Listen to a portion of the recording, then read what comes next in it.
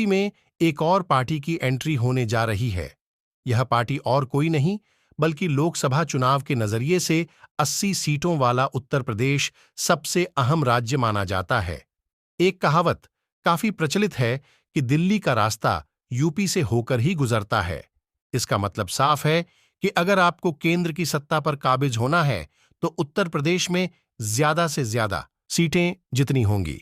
यही वजह है कि राष्ट्रीय से लेकर क्षेत्रीय पार्टी का यूपी में विशेष रूप से फोकस रहता है। फिलहाल यूपी में मुख्य रूप से भाजपा एनडीए, सपा के नेतृत्व वाले इंडिया ब्लॉक और मायावती की बसपा के बीच त्रिकोणीय मुकाबला होता हुआ नजर आ रहा है। मगर अब यूपी में एक और पार्टी की एंट्री होने जा रही है। ओवैसी की पार्टी एआईएमआईएम यूपी में भी ठोकेगी ताल। यह पार्टी और कोई नहीं बल्कि असदुद्दीन ओवैसी की एआईएमआईएम है। इस बीच यूपी में उन सीटों की जानकारी मिली है जिन पर एआईएमआईएम चुनाव लड़ी रच सकती है। सूत्र यूपी से खास बातचीत में एआईएमआईएम प्रवक्ता असीम वकार ने कहा, उत्तर प्रदेश में नॉमिनेशन शुरू हो चुके हैं।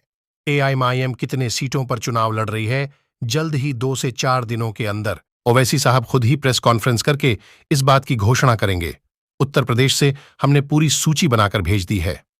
किन सीटों पर एआईएमआईएम लड़ सकती है चुनाव?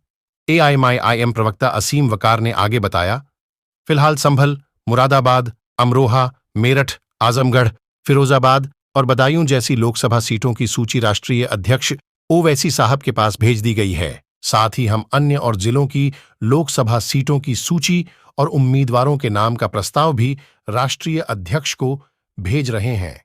अगले 2 से 4 दिनों में एआईएमआईएम के राष्ट्रीय अध्यक्ष असदुद्दीन ओवैसी साहब प्रेस कॉन्फ्रेंस करके पूरी यूपी की लोकसभा सीटों पर कौन-कौन प्रत्याशी कहां से और किस सीट से लड़ेंगे, इसकी घोषणा कर सकते हैं।